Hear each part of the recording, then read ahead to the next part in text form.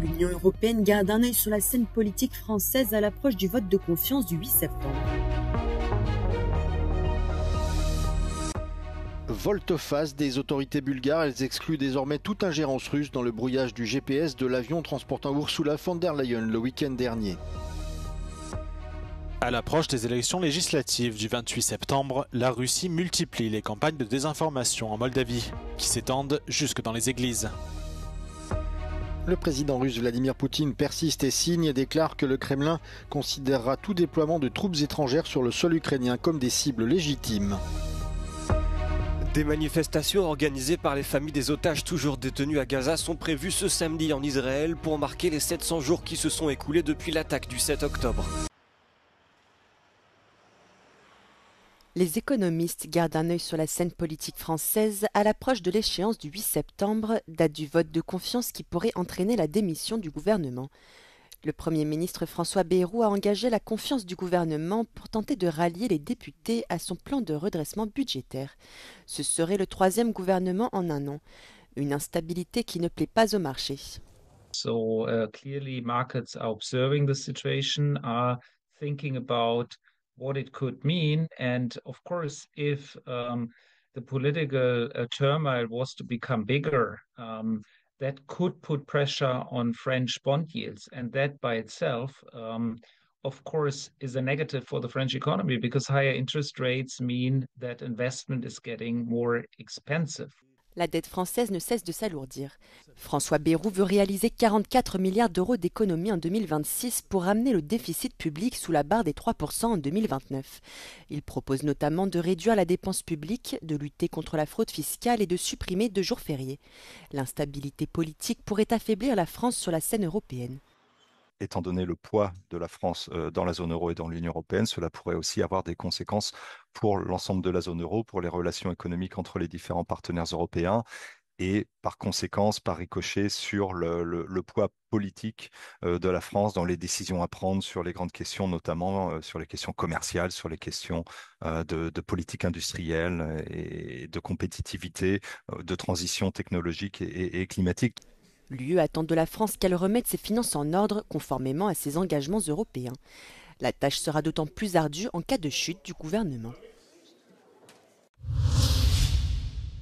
C'est un changement de cap à 180 degrés. Les autorités bulgares ont démenti les affirmations selon lesquelles elles soupçonnent Moscou d'avoir brouillé le week-end dernier le signal GPS de l'avion qui transportait la présidente de la Commission européenne, Ursula von der Leyen. Ce démenti intervient quelques jours après que la Commission a cité les autorités bulgares pour suggérer que l'incident était dû à, je cite, une ingérence flagrante de la Russie. Le Premier ministre bulgare, Rosen Jeliaskov, a déclaré jeudi au Parlement que l'avion n'avait pas subi d'interférence prolongée ni de brouillage. Dans une déclaration ultérieure, le Premier ministre bulgare a noté que bien qu'aucun brouillage n'ait été détecté par les instruments au sol, les dispositifs à bord auraient pu détecter le brouillage. D'après les données de suivi, l'avion d'Ursula von der Leyen semble avoir tourné en rond pendant 9 minutes avant d'atterrir à l'aéroport de Plovdiv. Certains analystes pensent que le signal GPS de l'avion pourrait avoir été victime d'un spoofing, autrement dit une usurpation d'identité plutôt que d'un brouillage. Le spoofing d'un avion consiste à envoyer de fausses informations de position GPS pour tromper son système de navigation, le faisant croire qu'il se trouve ailleurs que sa position réelle. Un ingénieur en télécommunication a déclaré à Euronews qu'un avion avec un bon signal mais qui tourne en rond de cette façon est généralement un indicateur d'usurpation. D'autres analystes pensent que le GPS de l'avion pourrait simplement avoir mal fonctionné, ce qui expliquerait également l'incident. Rosen Jeliaskov a finalement demandé aux autorités de mener des enquêtes plus approfondies sur la question.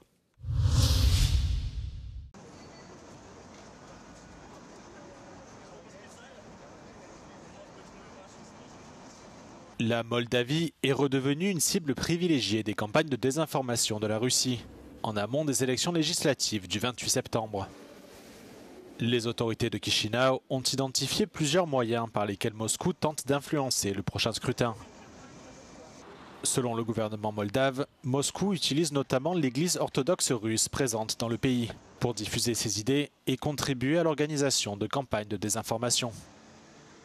La această etapă avem 10 paliere mari pe care Rusia acționează și încearcă să realizeze acțiunile de destabilizare în Republica Moldova. Au bunăoară utilizarea bisericii din țara noastră în scopuri de propagandă și dezinformare în interesul Federației Ruse. La commission électorale centrale a déjà enregistré des cas de prêtres impliqués dans des activités de propagande politique. L'autorité électorale de Chișinău avertit que l'implication de l'Église dans la campagne électorale est contraire à la loi. Et elle appelle les représentants des confessions religieuses à s'abstenir de toute activité politique.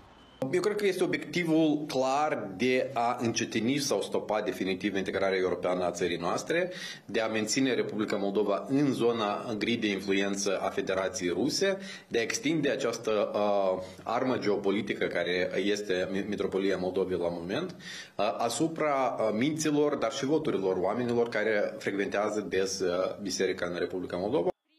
Vu de Bruxelles, les élections moldaves du 28 septembre seront déterminantes pour l'avenir de la Moldavie. Si les partis pro-russes l'emportent, les négociations d'adhésion à l'UE seront gelées. Mardi prochain, la présidente moldave Maia Sandu s'exprimera devant le Parlement européen à Strasbourg pour alerter sur les risques d'ingérence de la Russie.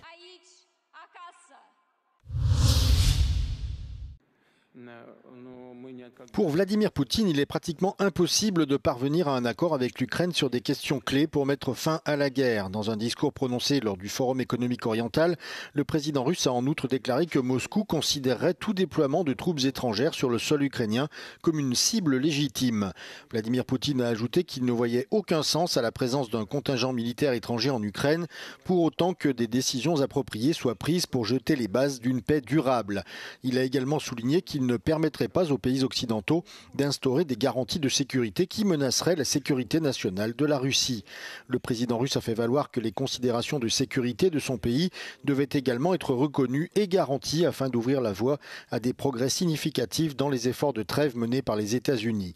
Il a réitéré l'opposition résolue du Kremlin à l'adhésion de l'Ukraine à l'OTAN, tout en précisant que Moscou ne rejetait pas le principe de l'adhésion de Kiev à l'UE, qui est selon lui le choix légitime de l'Ukraine.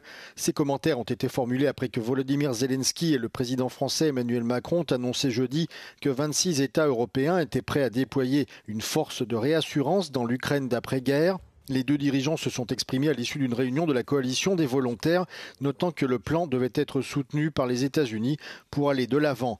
Le président américain Donald Trump n'a pas commenté la proposition européenne, mais a déclaré jeudi qu'il prévoyait de s'entretenir prochainement avec Vladimir Poutine, avec qui il entretient, je cite, un très bon dialogue.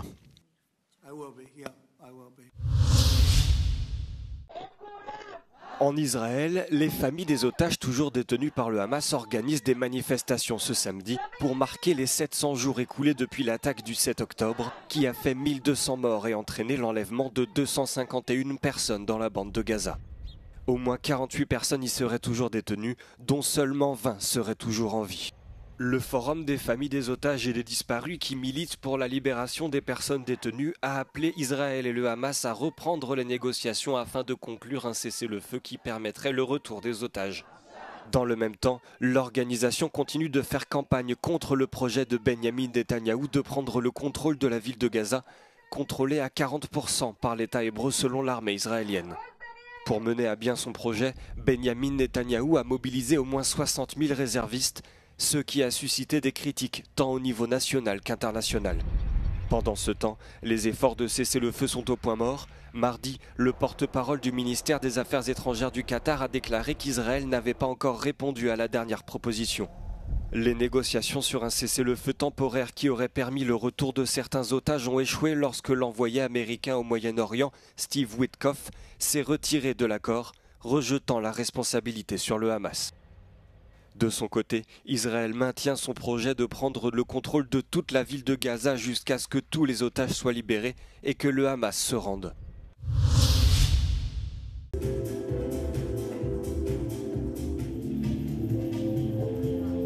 Chaque année, le défilé de l'université d'art et de design de Moholy-Nagy de Budapest, plus connu sous le nom de MOM, transforme son campus en vitrine de la jeune création.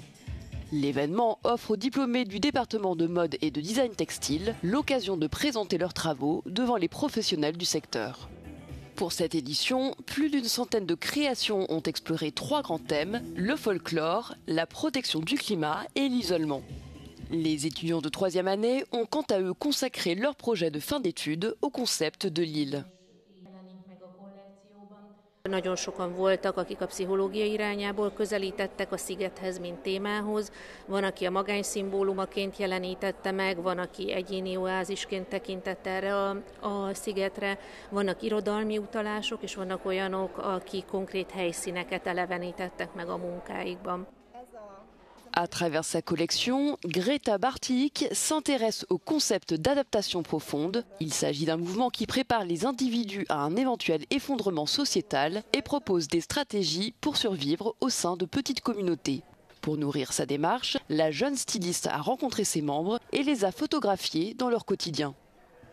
Végigvonul a kollekción egy fűzéses megoldás, ami hevederek és különböző más fűzések formájában látható, és ezek magát az adaptálódást szimbolizálják, ugyanis amiket a helyszínen láttam, nagyon inspiráló és nagyon izgalmas volt az, hogy valójában az ember tényleg mindenféle körülményhez képes alkalmazkodni. Lina Naerhard s'est inspirée du blanchissement des coraux en situation critique. Sa collection de tissus et de sacs, réalisée avec une peinture thermochromique sensible à la chaleur, illustre elle aussi la vulnérabilité. A természetben merített inspirációmat a korallok világa adta, mivel ez szerintem nagyon érzékenyen reagál az emberi testhez hasonlóan a külső hatásokra.